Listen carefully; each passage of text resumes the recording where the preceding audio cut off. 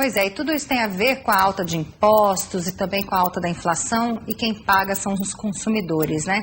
E a campanha Acorda MS Chega de Impostos, que reúne várias entidades como FIEMES, FEComércio, a FamaSul e até a OAB, realiza hoje em Campo Grande mais uma etapa desse movimento. Vai ser uma palestra de graça com uma pessoa que tem um papel fundamental de esclarecer a população sobre a dívida externa e interna aqui do Brasil. Eu vou falar com ela agora, que é a coordenadora da Auditoria Cidadã da Dívida, Maria Fatorelli. Muito boa tarde. Boa tarde. Vamos explicar primeiro, para a gente começar. O país, todo mundo já sabe que está vivendo essa questão da pior crise financeira dos últimos 25 anos.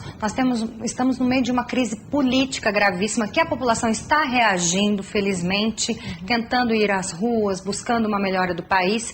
Mas o que as pessoas ainda não sabem que pode estar contribuindo para essa situação, nesse cenário que nós estamos hoje? O que as pessoas ainda não têm informação? Então, todos já têm noção de que não recebem os serviços públicos a que têm direito, não é? As pessoas reclamam da falta de serviços públicos de educação, de saúde, de segurança, assistência, etc. Reclamam da elevada carga tributária.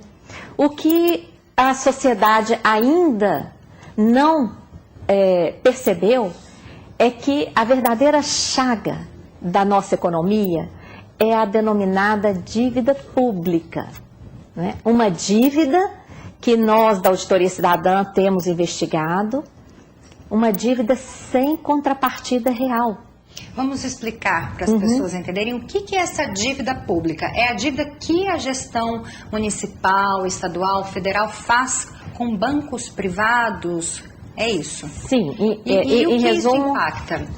Em resumo, o endividamento público, ele poderia ser até uma coisa boa. Ele poderia ser uma fonte de recursos para complementar os recursos, por exemplo, arrecadados com tributos. Mas, ao investigar esse processo, nós nos deparamos com o que nós chamamos sistema da dívida, ou seja, a utilização do endividamento público às avessas. A utilização do endividamento público, em vez de trazer recursos para a União, estados, municípios, o endividamento público começa a funcionar ao contrário, o que nós chamamos de sistema da dívida, transferindo recursos continuamente. Como é que isso acontece? Primeiro, o Brasil paga injustificadamente as taxas de juros mais elevadas do planeta. Nenhum lugar do mundo paga a taxa igual nós temos. Os juros que o Brasil paga. E por que isso? Primeiro, uma aberração que aqui no Brasil se garante uma atualização monetária cumulativa. Mas nós não estamos falando do consumidor, da taxa do consumidor. É a taxa que o próprio governo paga quando ele pega empréstimo para quitar alguma situação que ele tem que fazer de ajuste de conta pública. Isso. Tem uma taxa básica que é a Selic, mas os títulos da dívida são vendidos por taxas muito superiores à Selic. Tá? Nós já pagamos este ano juros de quase 17%, 16,8%, já vendemos títulos com essa taxa. Isso é insustentável. Seria arriscado eu dizer que boa parte dessa crise financeira que o país vive hoje é por conta dessas dívidas que o país tem? O país tem muita dívida? Tem. A dívida interna federal, por exemplo, já alcança quase 4 trilhões de reais. E ela aumentou no último ano? Em 2015... de 31 de janeiro a 31 de dezembro, o volume de títulos da dívida interna aumentou 732 bilhões de reais. Então, quando a gente fala que é um sistema da dívida, veja bem, se a dívida funcionasse como as pessoas imaginam, comparando a dívida pública com a dívida pessoal, a gente só tem um aumento da nossa dívida quando a gente contrai um novo empréstimo, recebe um recurso, correto?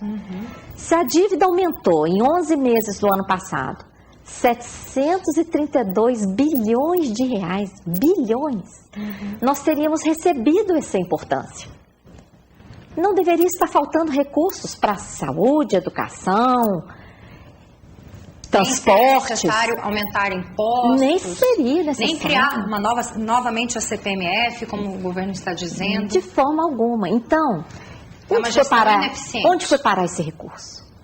Por isso é que a gente reivindica uma auditoria. Nós queremos saber que dívida é essa, de onde ela veio, onde foram aplicados os recursos, e nós já detectamos várias irregularidades que precisam ser revistas. Porque enquanto todo o país está sacrificado para pagar dívidas ilegais, dívidas decorrentes de fraudes, nós já tivemos casos de dívida externa prescrita, que foi ressuscitada e transformada em títulos, etc. Então, a questão da CPMF, por exemplo, que é colocada neste momento, a justificativa do governo é arrecadar, retornar com a CPMF para arrecadar, para cobrir um alegado déficit da Previdência. Não existe esse déficit da Previdência. Vocês, nesse trabalho da Auditoria Cidadã, já identificaram isso. Eu só queria reforçar que a doutora Maria Fattorelli, ela é uma funcionária da Receita Federal aposentada e faz todo esse trabalho de forma voluntária, com um grupo de pessoas em todo o país, e vocês estão levando essas informações para várias capitais do país para mostrar para a população a importância de se fazer uma auditoria nas contas do governo, tanto em âmbito federal quanto também das cidades, do estado, que é um trabalho voluntário de checagem da administração pública, é isso? Isso, exatamente. A palavra de ordem nesse momento é cidadania. Da mesma forma que nós temos obrigação com a nossa formação, com a nossa saúde, etc., nós temos obrigação em relação ao país, ao estado, ao município. Esse controle cidadão é que vai fazer a diferença, vai mudar o país. Como a senhora vê essas manifestações? As pessoas estão se mobilizando, é uma mobilização física realmente, mas a gente pode até perceber, notar que muita gente está protestando contra um nome aqui, outro nome ali, mas tem muito mais a se fazer.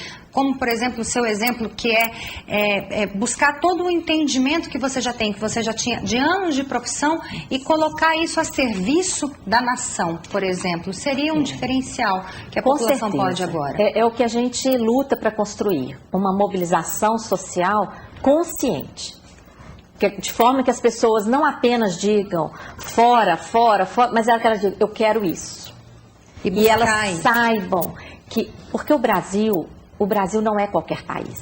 O Brasil, apesar dessa queda do PIB recente, ainda é a 9ª economia mundial.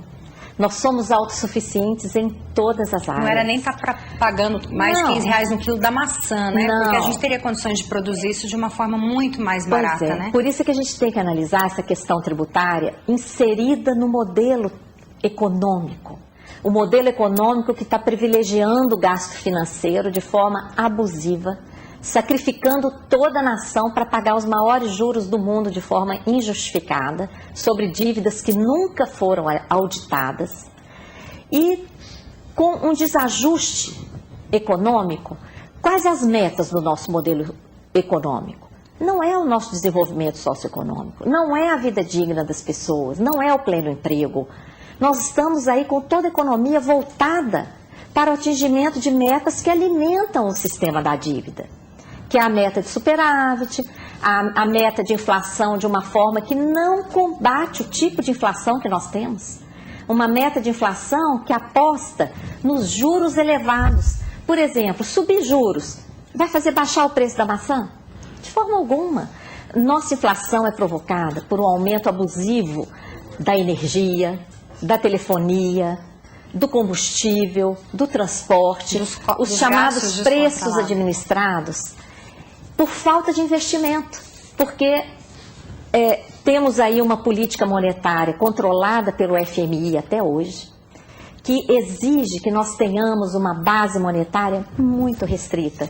Então não há a devida emissão de moeda para os investimentos em infraestrutura necessários a alavancar, de fato, o nosso desenvolvimento socioeconômico, numa política agrícola voltada para a produção de alimentos e não simplesmente commodities de exportação. Então, e a senhora hoje vai dar uma palestra falando sobre todo esse assunto. Se você precisar de mais informações, quiser fazer parte, né, desse movimento todo, é só ligar no telefone 3389-9091, telefone que a gente vai colocar aí na tela da FIEMES, para poder se informar e buscar mais informações para poder fazer algo pelo país, né? Isso, e acessem também a página da Auditoria Cidadã, auditoriacidadã.org.br. Tá certo. Muito obrigada pelas suas informações. Uma boa tarde, uma ótima palestra. Muito grata.